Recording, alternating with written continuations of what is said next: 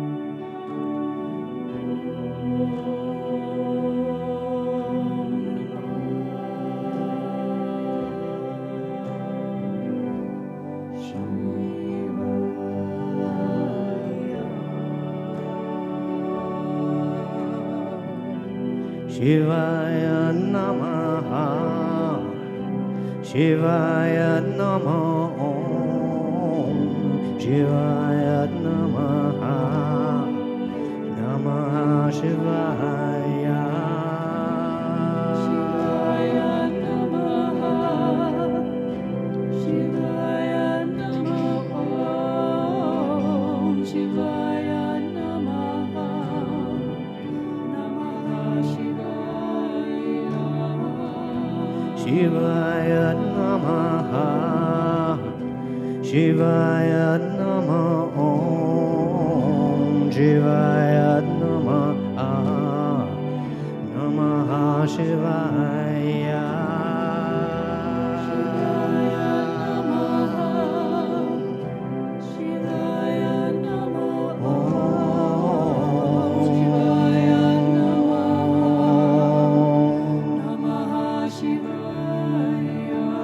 Shambhu Shankara Namah Shivaya, Girija Shankara Namah Shivaya. Shambhu Shankara Namah Shivaya, Girija Shankara Namah Shivaya. Shambhu Shankara Namah Shivaya, Girija Shankara Namah Shivaya. Shambhu Shankara Namah Shivaya, Girija Shankara Namah Shivaya.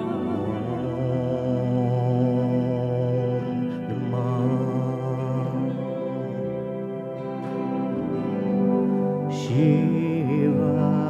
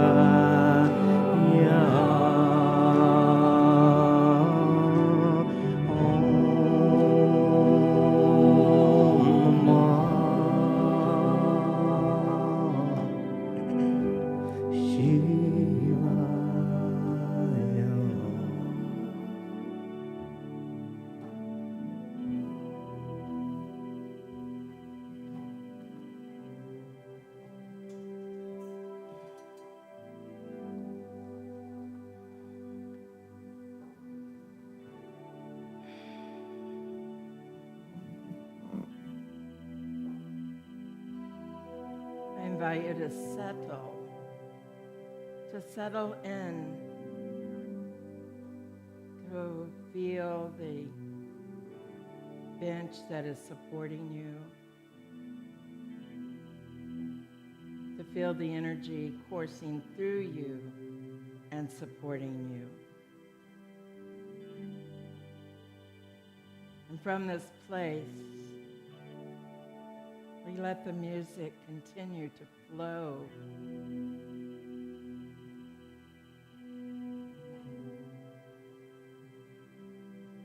To flow, lifting us. To flow, reminding us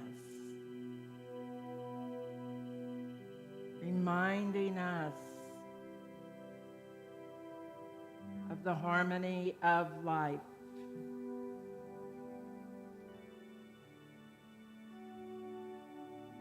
We feel it, rejoice in it. We allow ourselves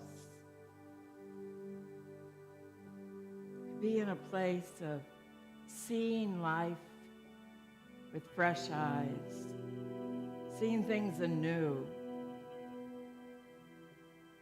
feeling things anew.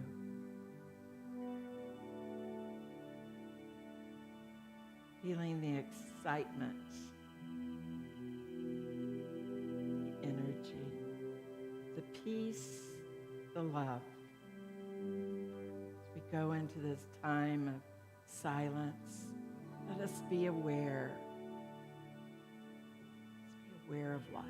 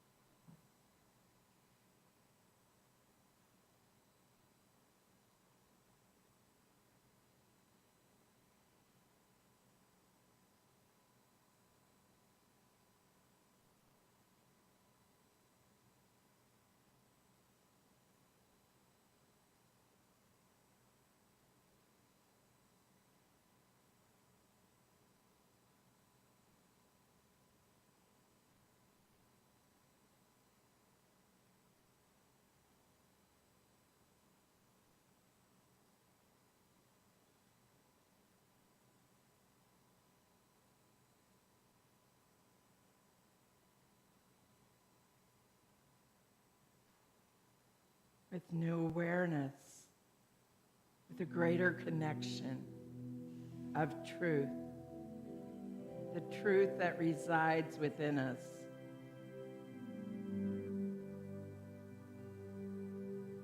We allow gratitude to fill up and spill over. We allow the love that harmonizes life to move through us.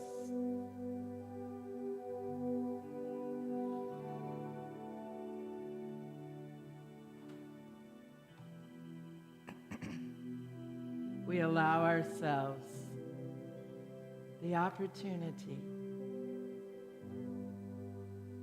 to be aware that we sit in a sanctuary filled with love, filled with compassion. We are grateful. And we let it be so that it may be within. Amen.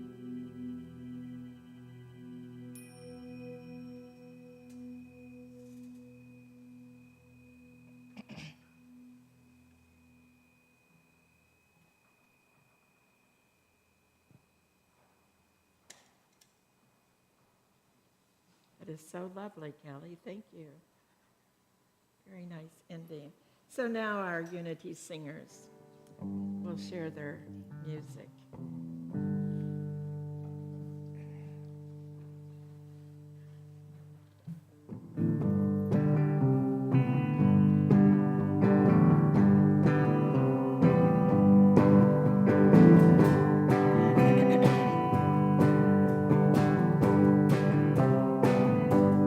No need to strive. If you wanna kiss the sky, just let your heart take a lead. Open up,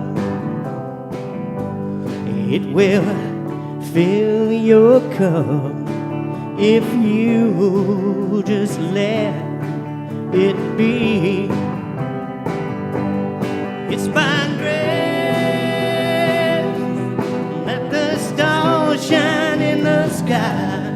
It's by grace that these joyful tears I cry. It's by grace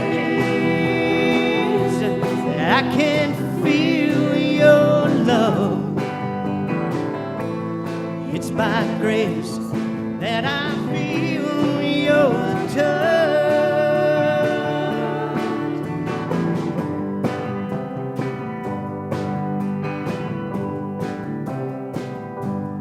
Get into the glide, take a leap and fly. Let love show us the way. Get past the noise, listen to that still small voice. Open up to the beauty of the day. It's by grace that the stars shine in the sky. It's by grace that these joyful tears I cry. It's by grace that I can feel your love. It's by grace I can feel your touch. It's by grace that the stars shine in the sky. It's by grace that these joyful tears I cry. It's by grace that I can feel your love. It's by grace that I can feel your touch. Open up to grace. Open up to grace. Feel your touch. Feel your touch. Open up to grace. Open up to grace. Feel your touch. Feel your touch. Open up to grace. Open up to grace. Feel your touch. Feel your touch. Open up to grace. Open up to grace. Feel your touch. Feel your touch.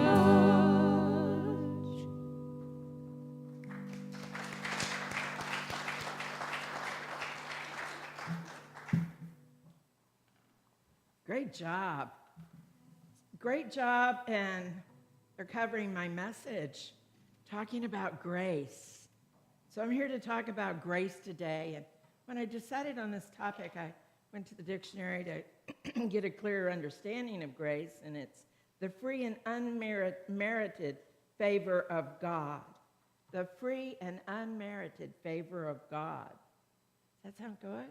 Does that sound like we can relax? So, okay, now do we have to do something? No, it's free. It is unmerited. And so we just have the opportunity to receive.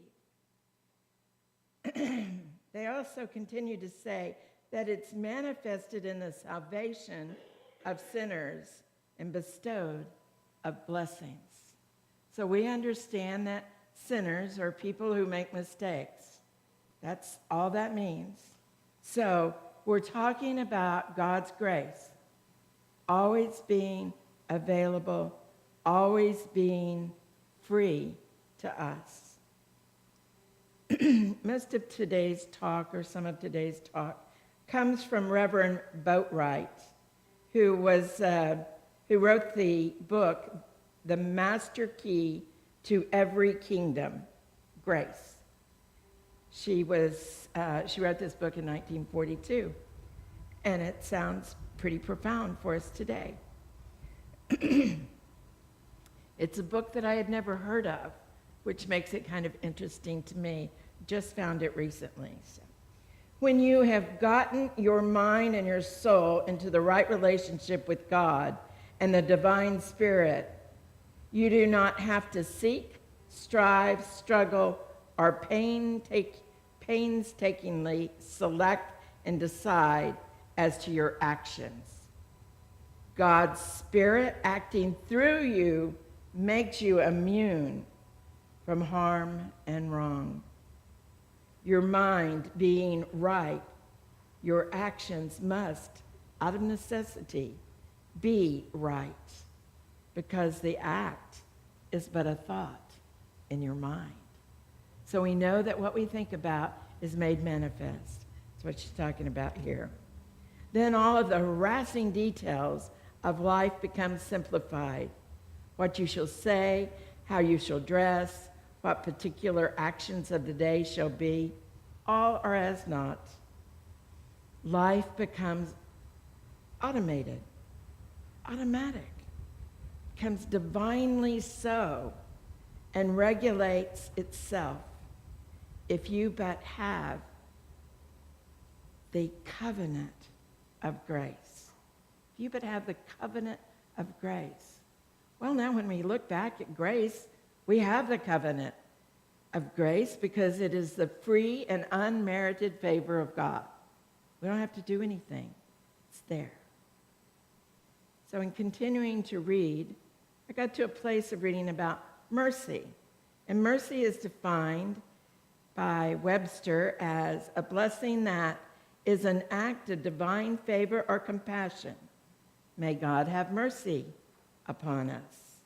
A fortunate circumstance. It was mercy that we found her before she had frozen. And it is compassion. Treatment of those in distress. Works of mercy among the poor. Well, I got those two pieces and I thought, well, now, what is mercy and what is grace and how do they differ? And if grace is the free and unmerited favor of God, and we were born in the image and likeness of God, and God saw what he had created and declared it good, then don't we live under grace? Aren't we here by grace, the grace of God? So maybe mercy is a little bit more what we experience, because mercy is not a virtue that we choose to put on every day. Mercy has to be the deepest part of you, and being willing to be of generous spirit, to be from your identity, from your deepest dignity. That which is love is basically a worldwide abundance. It's health. Therefore, it does not withhold protection or hoard. So, goodness, it's a new way of thinking, and I don't expect that we will automatically quit thinking that grace is how we've used it for so long. But I want you to just put this on, this cloak of seeing grace in a new way, that we live. We are here by grace, and that we are always living in this place, this matrix of grace, of goodness, of God's love, ever available, always willing. That's what we were given. So she talks about that mercy is likened to dignity, the self-truth of who we are at our core. And she likens it to a diamond that's buried deep within us. And it is constantly forming under the intense pressure of our lives. And we must search for and uncover this diamond, freeing it from the surrounding debris of guilt, of shame. In truth, it is our deepest being. It is that true self of who we are. It is our true self. Just like Jesus true self of who we are. This process is not about bringing something from the dead, but it is about discovering. It is about discovering that is. It's about clearing it away and seeing that bright, shiny piece of us, or going with it and finding the pearl of great wisdom. For the true self, there is nothing to hate, reject, deny, judge as unworthy or unnecessary. It has been given to us love, everlasting love that continues to flow in and through us. So our false self gets attached to, we've done something wrong, there's something that we don't have, that God likes to take away, give favor, give and take. But the truth is, the core of our being is love. It is absolute love. It's absolutely everything. So George Bernasno says, all, absolutely everything is now made use of in the greatest economy of grace. Grace is everywhere. Grace is everywhere. Now get that? You feel that? Grace is everywhere? I want to invite you to affirm that with me. Grace is everywhere. Again, grace is everywhere. And again, grace is everywhere. Doesn't it feel good? So Teresa Licio said, as she was dying, everything is grace. Everything is grace. So here we are, living in the core of love. Here we are, living in the divine matrix of grace. Are we aware of it? Are we covering it up with dirt and mud and gunk? I hope not. So the method for obtaining grace is to stop, breathe, declare it, see it, look anew, find those things that you've been calling wrong, bad, and say, there's grace here too. I may not understand it in this moment, but there's grace here too. There is grace. Grace is God's love in action. And since God is love and God is law, it's all grace. The law is love. The law is grace. God is love. Love is God. So grace is the name given to the aspect of divine law which does not deal with even exchange. Whew, thank goodness. Aren't you glad that we live in an experience of something that is less than even exchange? For it is grace. It is grace. Even the murderer is loved. There is love. There is grace.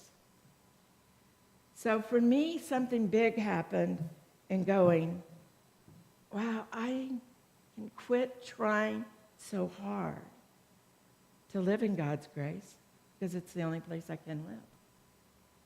It's the only place I do live. It's the only place you live. And it's the only place you can live. Grace is the attunement with Spirit. Grace is that place in which we can relax and know and know. There was a young author who wrote a book, and he had felt like he was to do something to make a difference in the world, but he didn't know how. And he went to a New Thought talk one night, and he heard the teachers say that everyone is here to make a difference in one person's life. Everybody is here to make a difference in at least one person's life. And he heard that, and he took it with him, and he didn't quite know what to do with it. And he lived in a place that required him to take a streetcar and then walk for a ways home.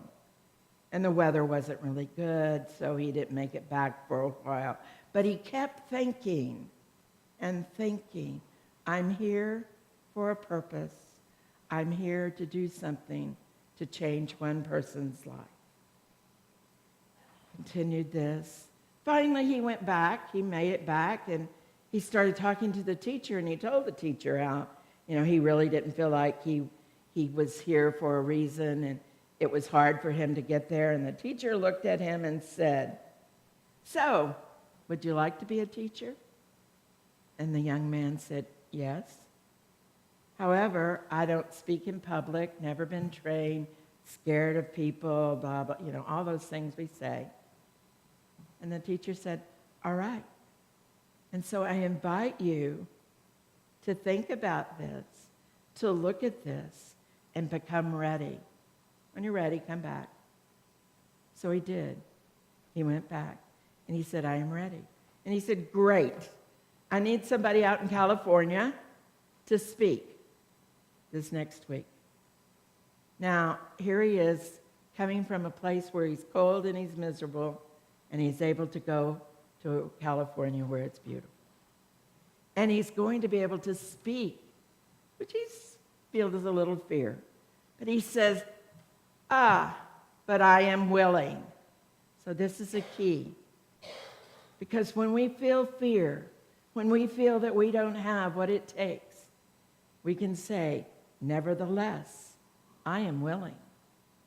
Somebody asks you to do something that you don't feel like you know how to do, but you're willing, or you think you would like to do it, you say, nevertheless, I am willing. All of those excuses just start to fall away when we say, nevertheless, I am willing. So I invite you to think of something that you've been thinking that you'd like to do, but it feels too hard, too big, you're scared, somebody won't approve, you won't approve, something. Just think about that for a moment. Breathe and think about something. And now, let's affirm together, nevertheless, I am willing.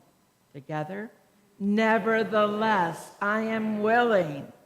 And again, nevertheless, I am willing. How does that feel? Does it feel like some of that stuff just starts to fall away? You don't have to know how to do it now. You don't have to do it without fear. You don't have to be perfect at it. Be willing. It is the willingness that will carry you forward to do what is yours to do. By the way, that is, Wilson, Ernest Wilson, thank you, who did this book, and a great New Thought teacher. So when we say, nevertheless, I'm willing, we begin to change from the I can't to I can. We begin to be in the grace of God, to live in it, to allow it to move through us. Do you have something to give? I know you do. Do you have something that you're willing to stretch for? I know you do. So here's a prayer that I feel really calls us into what God chooses us to be. God is with us always, and God is in us always, and God is all around us, and all God. It's all God. So in those moments that we feel that we have something that we need, there is a grace prayer. It goes like this. For thee I thirst. Into thy hands I commit my spirit. I commit my spirit, my soul, my body, my life, this problem, all that is, all that's unfolding in the world. I commit my spirit. Thy will is my will. Thy will is done through me. Thy will is done through me. Heal me at depth. Heal me at depth. Heal me of those things that frighten me. Heal me of those things that I think keep me back. from the goodness and grace that we are. Reveal to me that needs to be revealed so that I can glorify you, God, and live in this fullness of grace. And it is finished.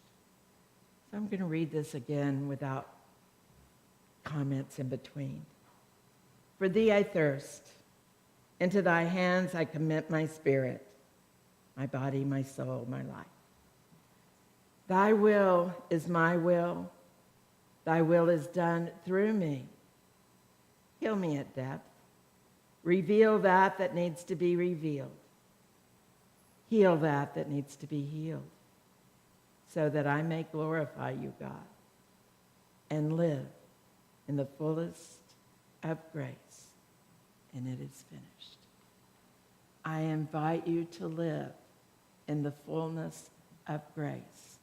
I invite you to live in the fullness of who you are, for indeed we do.